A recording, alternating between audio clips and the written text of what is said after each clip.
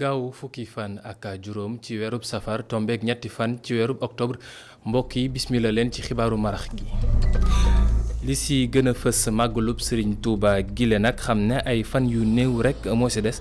tax na ba ñëpp fii ci biir réew mi nekk ci wàccaay gi ci Ndakaaru ak Touba su dee ni sax fii ci biir Ndakaaru nag moom am na ñenn ñoo xam ne moom màggal gi fii ci biir capitale bi lañ ko nar a amalee. article de la semaine bu tey jile nag moom def taxaw seetlu ci suufu filao yi nekk ci VDN bi xam ne waa journal bi te Le Quotidien def nañ si ab taxaw seetlu gu am solo xool lan moo waral ba coow gu rëy nekk ti juddu ci foofee. nu ñu koy defee gaaw gu nekk nag tey dinañ leen andil nataalu bés bi mu nar ñoo Abdourahmane Ly dinañu xamle ak kiiti Maysa Wade moom mi nekk ab jàngalekat waaye nag li muy dund ci jamono yile moom ak liiti njàng mi nekk na loo xam ne des na lépp lu dul neex mbokk yi li mooy li gën a fas ci xibaar yi nes tuut ñu faram-fàcce ko.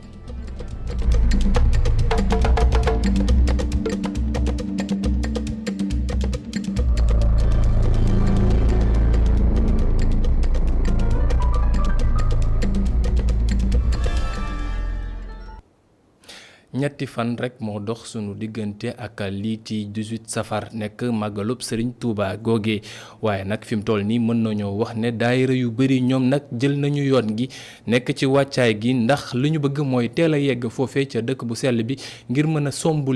ci liggéey bi def lépp lu ci war ba képp koo xam ne ñëw nga fa rek nga mën a nekk ci màggalub jàmm ak salaam Mamadou Lamine Fati. ñoom tàmm nañu def lii di màggal Touba daayira yi ñoom seeni mbir mujjee naa yomb ci ñoom ndax tàmmin bu ñu def. ñu ngi ci programme màggal gi daanaka sax liñ naan yegg nañ ci cappaandaw ga dem moo des tey nag la ñu war a départ ci bisu samedi bi ñu ngi war a jógee fii 21h. waaw liggéey bi dafa am benn jëriñ ju ñuy wax Bala Ndaw moom lañ jox wàllu oto bi man Mourou maay jëriñu organisation daara ji lu jëm ci wàllu.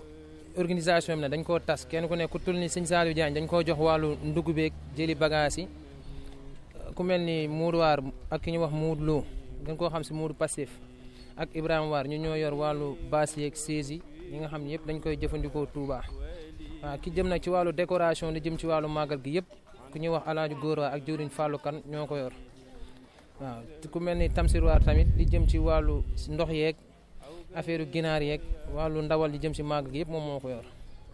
waaw noonu daal lañ ko organiser. ngir dem Touba daayira yu ñoom weer la ñuy jël ngir waajal ko. bu fekkee du ñu en tant que jëriñ organisation li mu yëg ci wàllum oto bi ki mu ko jox ci li mu ko wax dafa ne ko wàllum oto bi sas bi 40 000 la bépp góor yàlla bokk ci daara ji bu dee soxna yi 30 000 la loolu lañ leen sas mais ku bokkul ci daara ji bëgg a dugg ci oto bi aller retour passe bi 10 000 francs ngay fay. bu dee ale bi kase 6 000 la. ñun moom ba daanaka ba màggal gi desee 1 mois lañ lijjanti li jëm ci wàllu oto bi ba waxtaan ak ki ñu ko war a jox ak yooyu yëpp bañ joxoon ko avance sax daanaka mën na ak moom. ñi nga xam ne ñooy defar li nu mel di comité d'organisation bi le ñoom lépp luy dalal ak xéwalu ñoom ñoo ko yore. bu ñu yeggee incha allahu rabbi maanaam bisu màggal gi dinañ fa taxawal lii di dundal fi bis bi di bokk ci jàng alxuraan jàng xasida guddi gi danañ ko fanaanee jàng xasida ba bët set loolu mooy taxawaay bi nga xam ne daayira Miftahul Nasr noonu la koy taxawee ci màggal gi dinañ fa def ay berndeeg yëpp fa la ñuy def waañ di togg ak di def yëpp nag. ay fan rek des ñu dem ci màggal Touba file ci géejawaay daayira yu ñoom fu mu toll nii ñoom ñëpp seeni mbir yemm na ngir ñu dem seeni dal yi nga xam ne foofu la ñuy màggalee ñoom ñëpp nag di bàyyi xel ci xalif bi lu mu wax ne ñu jël ay mëtuwaay ngir moytu feebar mbas bile daayira yi yëpp bàyyi ko xel ngir ñu dem ci jàmm ñibbi ci jàmm. Mamadou Lamine Fati su fekkee nag borom daayira yi lañ ñoom seeni mbir yemb na am na ay doomu réew mi yoo xam ne ñoom nag bëggoon nañu loolu dem màggali jib mbërum sëñ Touba gi foofee ca dëkk bu sell bi waaye dafa dul nekk loo xam ne dinañ ko def ci ranum gile su dee ni ñenn ñi wér-gi-yaram moo tax juñ dem ñeneen ñi nag moom seen xel daa dalul ak mbasum coronavirus bi Mamadou Lamine Fati kiiti Youssouf Konté dem na seeti ji nit ñooñee ñu teewlu ko. ma ñàkk ba dem nii métti na ma ndax daaw dew ma ren dew ma mais xol bi dem na. méttitu xol moom am naa ko moom. lii lañu nemmeeku ci ñi ñu dajeel ñoom ñëpp kenn ku ne nag bëggoon na jamono ji fekk la ci Touba Mbacké soxna si ren demul Touba ndax mbas mi. waaw franchement bëggoon naa dem mais pandémie bi moo ma tiital ba pare xaalis amul mais sëñ bi xam na li nekk ci xol yi bon ñi dem nañu fasaale ñaanal ñu. Ndeye Ngisali kese newul ci situation bi ni mel mu ngi ñuy yóbbu ci dëkkandooram.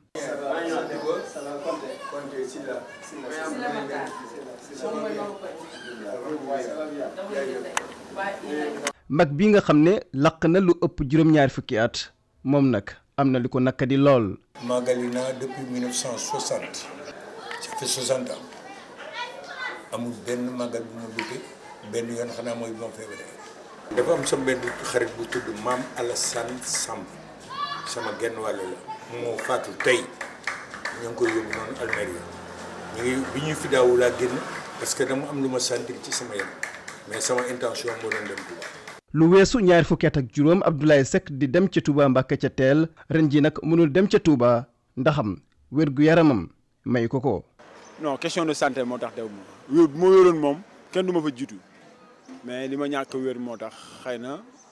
mënuma dem Touba quoi parce que tàngaay beeg yooyu mais bu loolu moom fi mu ne nii moom def naa ne maa ngi Touba di célébrer bisu Serigne Touba bu tedd bi non torop vraiment ne may mettitu xol moom am naa ko moom ba pare di ñaan murit yi nga xam ni sama mbokku taalibe yi dem yëpp Touba ma leen di tàllal sama loxo bu ñu demee ñu ñaanal ma ci Serigne Touba. Touba nekk célébé yoon ay sénégalais yu bëri jóge fu ne ci réew mi fii ci ndakaaru nag ñu bëri mënuñoo dem ca màggal bu Touba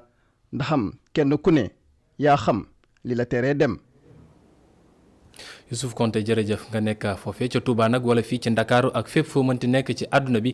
ñi ci waa groupe E-Media Invest moom dinañ leen dundaloo màggal gi ni ngeen ko musta dundee ni ñu ko defee woon daaw fépp foo mënti nekk di nga am xibaar yi nga soxlo lépp mu jëm ci màggalub Serigne Touba gile ñu wax nag ci mbasum coronavirus bi moo xam ne moo tax ba ñenn ñi mujj noo dem ci liiti màggal gi ci gaawu gile lu ñu seetlu moo di ne am na fukk ak juróom-ñaari nit ñoo xam ne ñoom gis nañ ne feebar bi moo ngi ci ñoom loolu nag ci lu ëpp junni test yu ñu def ak juróom-ñaari cas yi ñoo nekk ay cas contact fukk cas yi nekk ay cas communautaire juróom fukk ak juróom-ñaari nekk ay patients yoo xam ne nag moom dañoo amoon mbas mi te léegi jàpp nañ ne wér nañu juróom-ñeenti nit léegi dong mun nañu wax ne fii ci réew mi ñoo des ci lalu hôpital yi nekk ci réanimation te feebar bi sonal leen ba mu dugg see ci réew meeg léegi nag liitu mbasum coronavirus bi jël na bakkanu lu toll ci ñetti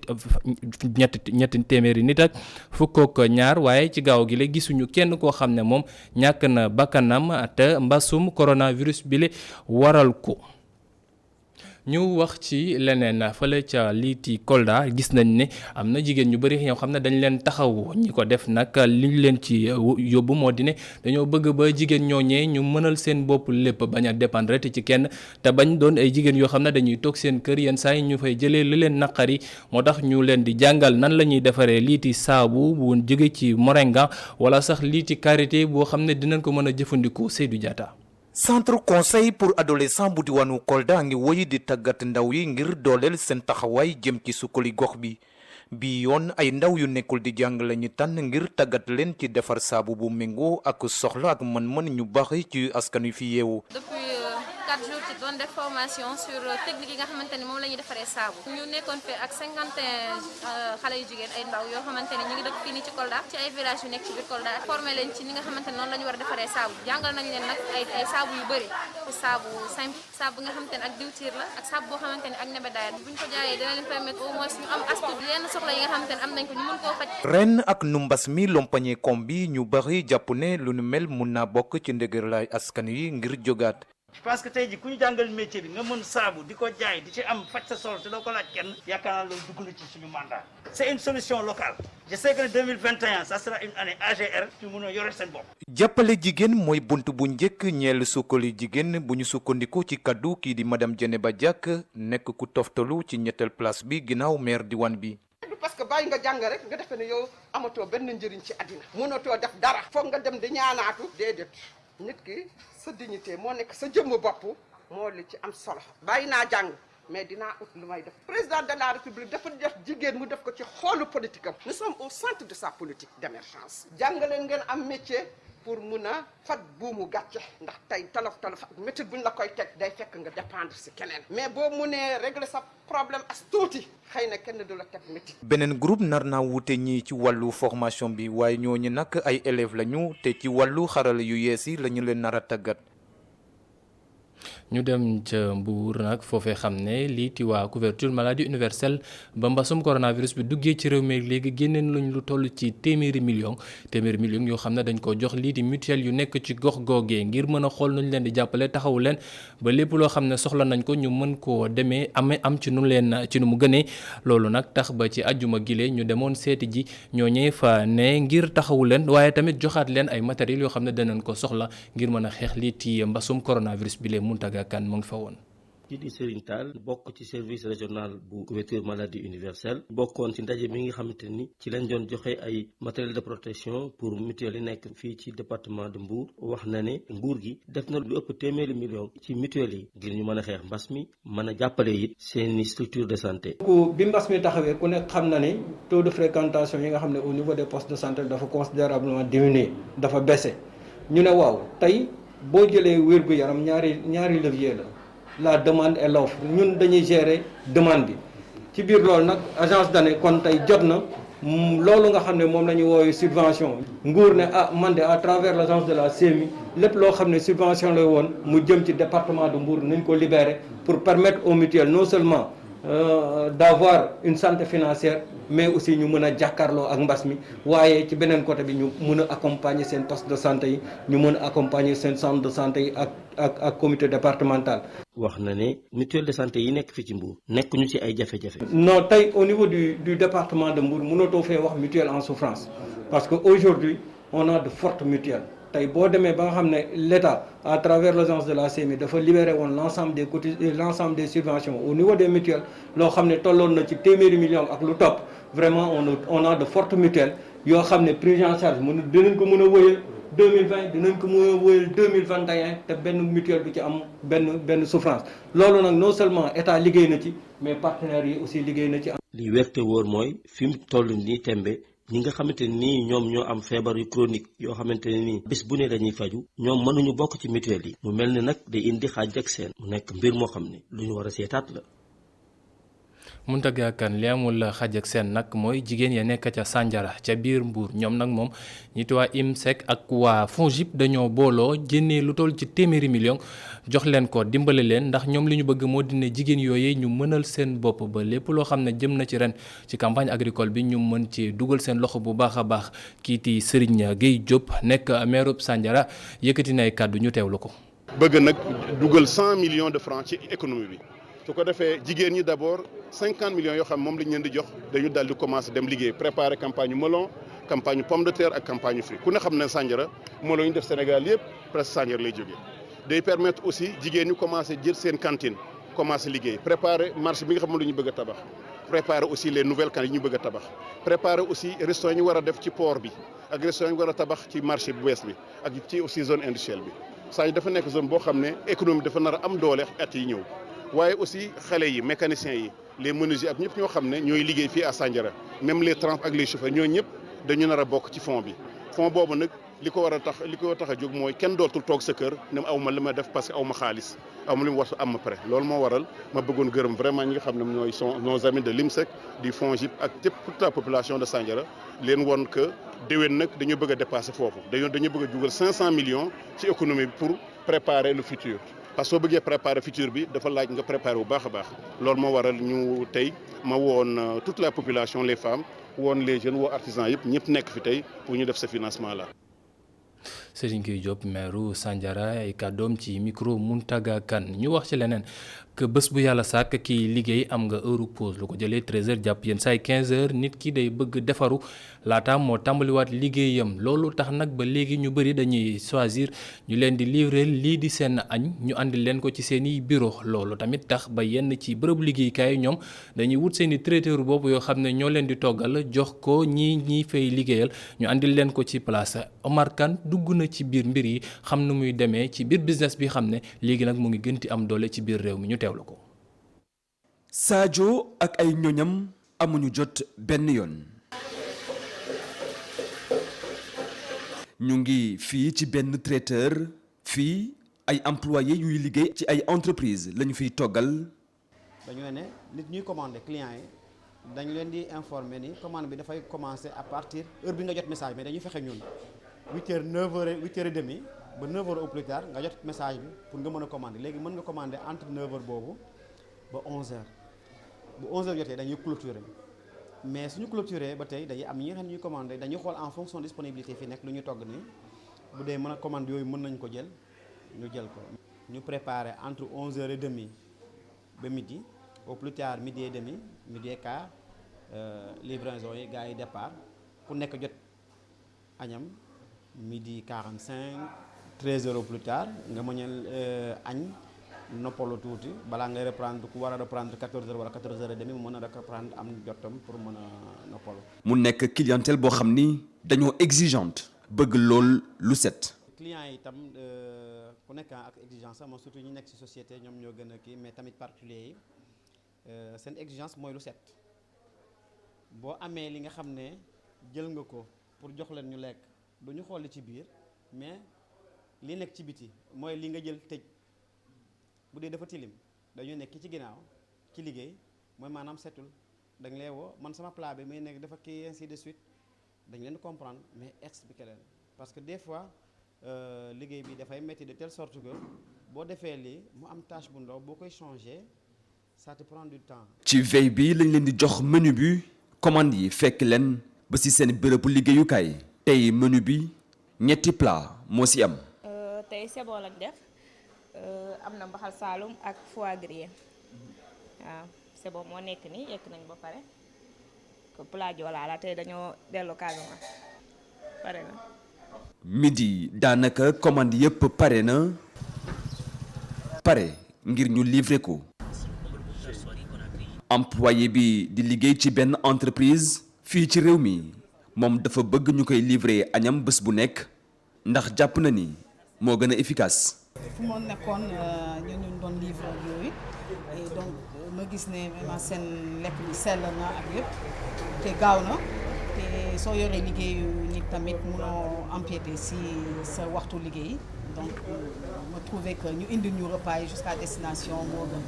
voilà on gagne en temps. commandé sa añ ñu livré la ko ba ci sa bërëbu liggéeyukaay nekk lu xew léegi ci réew mi mu nekk secteur boo xam ni moom itam muccul ci crise coronavirus bi. Omar Kane dafa mel ne mbir moom mi mbéy ngeen yeeg ña ngeen ñi ñoom duñ ci wax lenn ndax dinañ ci ànd ak mbégte. lii jëm ci article de la semaine bu bés bile ñu Omar kiiti El Hadj Malick Cissé def taxaw seetlu ànd ak waa quotidien ñoom ñi wax ci mbirum filao yi xam ne dañuy sempi garab ngir suulab kër mu nekk ab course boo xam ne nag waa quotidien laajte nañu lañ moo ko waral lan moo tax ba fi mu toll nii ñëpp ti daw jëm ci VDN yooyu xam ne filao yooyu ñoo fa newoon ñu teewlu ko loolooy solos article de la semaine bu El Hadj Malick Cissé bi.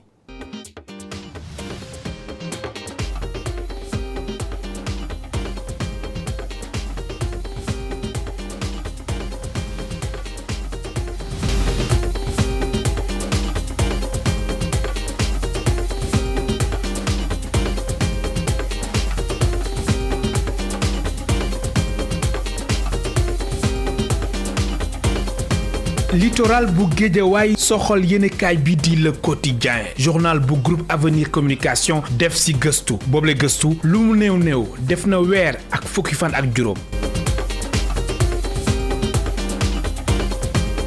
enquête boobu daf ma jëlal presque 45 jours parce que dama déggoon fan yële passé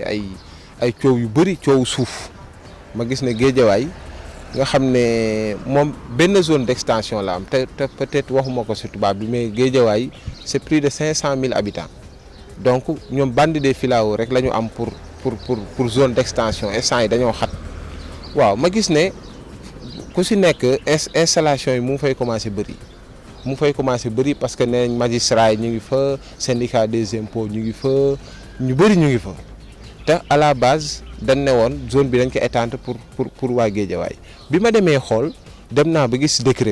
décret de déclassement bi nga xamante ne président moo ko signé le 11 septembre 2018 te aussi général Mame Thierno Dieng ki nga xamante ne moo nekkoon ministre de l'environnement waaw moom moo préparé décret de déclassement bi projet de décret bi moom moo ko def d'ailleurs moom sax jël naa ko ci biir kii bi ci biir enquête bi enquête bi génnee ñu ci bëri waa Guédiawaye dañ may woo dañ ma wax ne ma yow dañ ñu xamal loo xamante ne ni ñu ci bëri ñu xamuñu ko woon parce que ñoom dañu gis seen zone boobu chaque fois ñu koy joxe di ko jox ñeneen déjà palais de justice Pikine Guédiawaye aussi mu ngi fa ñu ngi ko jotagul na 2 hectares donc ñu gis ñooñu ñëpp ay jaay fii ay joxe yaama neex yoo xamante ne loolu mu niruñu spéculation boo xamante ne au début loolu taxu woon jóg bande de filao. norme environnementale yi amul lenn luñ ci respecté littoral bi léegi course la ci VDN bi. course sur la VDN parce que VDN dañ gis ne VDN bi am ni mooy bi nekk Yoff donc ñu ngi gis ne foire bi gis nañ ni mu mel ci temps président Ablaye Wade tey foire bi ñëpp dëkk nañ fa ñu gis ne tali fu mu am nii souvent nit ñi dañuy daw di fa jéem a dëkki waaw donc ñu gis ne VDN bi def nañ ko Guédiawaye dafa war a continuer ba Saint-Louis actuellement bande des filao bande la boo xamante ne ku ci nekk mu ngay daw di xëccu di fa ut parcelle di fa ut terrain pour ëllëg ci biir bu fekkee ne foofu nekk na vraie ville nga mën ko jaay 10 millions nga mën ko jaay 20 millions te commencé na yor nañu ay actes yoo xamante ne ay conseils municipaux ñooy toog di jaay te loolu du yoon donc président bi muy déclasser site yooyu noonu daf ko déclasser pour ñu def ay infrastructure pour ñu def ay aménagement mais infrastructure yooyu yëpp dara amu ci actuellement ay spéculation moo fa am course moo fa am douanier yi magistrat yi ku si nekk syndicat des impôts ñoom ñëpp ñu ngay daw di fa uti terrain. leneen lu fës ci gëstu bi mooy saax-saaxee gu am ci Yeumbeul Nord suñu naataango bi di ci indi ay leeral.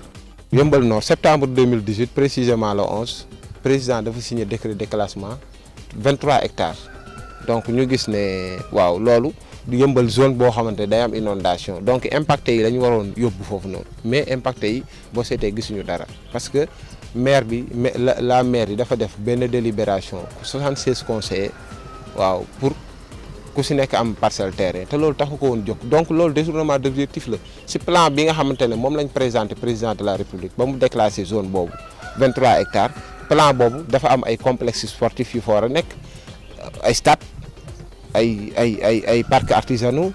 ay maisons de jeunes mais yooyu yëpp boo demee sur le terrain dara amu ci boo gisee terrain bi ñu ngi ko terrain yi foofu 23 hectares yi ñu ngi ko séddoo en parcelle ku si nekk parcelle boo ñu ngi ko numéroté ay parcelles rek moo fa am pour l'instant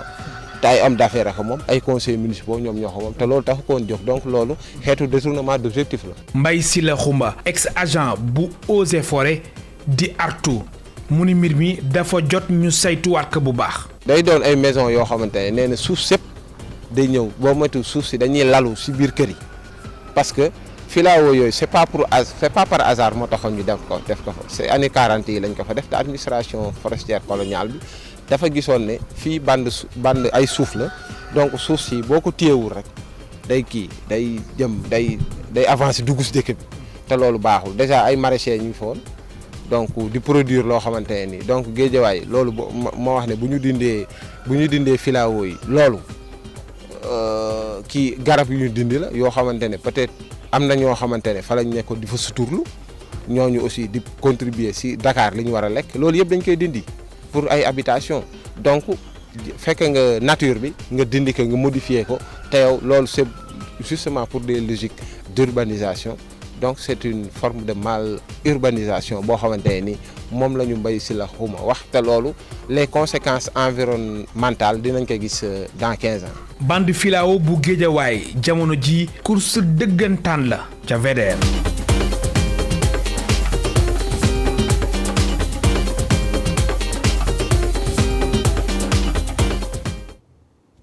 El Hadj Malick Cissé jërëjëf ñu jox ko dig daje fii ak gaaw gi di ñëw ci beneen article de la semaine ñu wax ci leneen muy nataalu bés bi la yoon nag Abdourahmane Ly di ñu xamale ak kiiti Maysa Babou moom nag professeur anglais la ñetti weer rek ba mu tàmbalee ak liggéeyam fële lañ ko yóbbu muy ca Kolda waaye mu jóge foofu dem ca Kaolack ngir jege ñiiti njabootam waaye ba mu demee foofu nag seetlu na leen ñetti weer la laal liiti salaire am waaye fukki weer ak juróom liggéeyam la toog boobaak léegi gisatul lenn loo xam ne mooy lu mu war a fayeeku lu war dugg ci biir poosam tax nag bu fi mu toll nii naqar gu métti lay dund mu nettali naqaram googee Abdourahmane Ly mii ñu defal nataalam. Meissa Wade jàngalekatu kàllaamay anglais la ca CM Sam ca Kaolack mi ngi tàmbale ca Kolda gannaaw ab concours bu mu def ci atum 2001 ci ñaar téeméer ak juróom-benn fukk ak juróom-ñett ñu doon jongante fukk ak ñeent lañu si jël moom ile moo nekkoon fukk ak ñeenteel bi. yàlla def na maa ngi nekk fonctionnaire nekk professeur depuis 2004 yàlla def dama def benn concours direct ak samay nawle yàlla def ma am ci ndam. bi ma ci amee ndam ma def ñaari at école normale supérieure ma def formation ma réussir formation ba ñu affecté ma Daabo 2004 ba 2006 maa ngi woon Daabo. mu fekk baax ca Louga moom ile daa mujj doon waa Kaolack Meissa Wade fa la amee jabar gannaaw bu ñu ko fa affecté wante sëñ bi Wade dafa sori woon ba tey jabaram ak doomam nga xamante ni ñu ngi dëkkoon ca ville ba ci noonu la tàmbali dox ay jéego ngir jege leen. ma dajeeg nag sama naataango. ku ñuy wax Alioune Ndiaye ñun ñoo bokkoon nekk école normale supérieure bi ma nekkee élève professeur moom élève inspecteur la woon bi ma dajeeg moom ma ne ko Alioune man sama soxna si ak sama doom yi ñu ngi Kaolack moto laay dem di Kër Socé di jàngale doo ma dimbali ma ñëw biir Kaolack waaw Alioune Ndiaye ne ma Wade danaa la wutal poste ci biir Kaolack mu indil ma poste affecté ma CM Serigne Bassirou Mbacké ma ñëw bi ma ñëwee ma commencé jàngale. wante daanaka ñetti weer dong la def foofu jafe-jafe yi tàmbali muy ñàkk déggoo digganteem ak ki nga xamante ni moo fa nekkoon kilifaam muy principalu CM Bassirou Mbacké. benn bis ma wàcc rek principal bi ne ma indi sa emploi temps ma ne ko yow xanaa man bi ma fi ñëw këyit laa indi xanaa da ngaa jot beneen këyit bu la woon ne Wade dañ ko affecté wala Wade dañ ko mu ne jotuma benn këyit Wade arrêteel njàngale mi demal inspection ma ne ko bala maa dem inspection yow yaay sama jiit wax ma lu waral yow nga arrêté loo ma mu ne ma Wade awuma benn këyit da nga arrêté ndax jàng mi ma ne ko déedéet du ma génn école bi mu taxaw ne day xeex ak man. papier yu mu ko ñàkk a wan tax na mbir yi gën ko naxari wante mbir yi yemul woon foofu mu mel ni ay gént si moom Meissa Wade ngi xam na ni toog na lu toll fukki weer ak juróom yoo nga xamante ni jotul salaire am lu ñu koy tuumaal moo di abandon de poste. bor ban ma yoraloon fukki weer ak juróom ya ma toog fayewu ma ko man toog ak sama njaboot mu metti lool sama jabar di ko muñ samay doom di ko muñ samay waajur di ko muñ ak loo xam ne dem naa ba mu xaw a kéemaane loolu ndax laa bëgg ndax nguuru Sénégal ñu delloo ma ko parce que jaar naa fi ma war a jaar. amal nan ma juróomi million ak juróom fukki junni waaw nguuru Sénégal yore lan ma ko ndax fukki weer ak juróom man actuellement sama salaire maanaam presque 400 000 la. muy lu ëpp juróomi million yoo nga xamante ni yu mu ne direction de la solde moo ko amel yemul rek di wax si ñu delloo ko yóbbu na mbir yi si kilifa yi nga xamante ne jàpp na ni mën nañu si dara ak ay documents yu koy firndeel. fu nekk ma dugg fu nekk ma bind fa lettre ba yàlla def ma dugg médiature de la république waaw médiature de la république bind lettre ministre des finances bi ministre des finances jotee lettre bi bind wax joxe injonction l'inspection générale des finances ak le budget joxe directeur de la solde ne leen reverser leen salaire monsieur Wade bi inspection générale des finances nga xam ne moom lu yoon ci mbirum finance moom moo ko ngànk ne leen jox ko lettre yónnee leen lettre ne leen fay leen monsieur Wade. muy li ko may mu delluwaat ci liggéeyam. wante ba tey juróom million am yooyu jotagu ko muy koppar bu muy wëy di wax ñu delloo ko gannaaw ay jéego yu bëri yi mu wax ni def na ko. Abdourahmane Ly jërëjëf mbokku téléspectateurs yi àndoon ak ñun ci xibaaru marax yi ñu ngi leen di sant di leen gërëm di leen ñaanal safaruk jàmm te di leen wax ne loo leen mënti nekk ci safar gi tamit bu leen fàttee di fàttaliku jigéen ñi xam ne fi mu toll nii ñoo nekk ci seen weer muy octobre rose ñu leen ci fàttaliku te di leen dallu di leen jàppale bu baax a baax jërë ngeen jëf.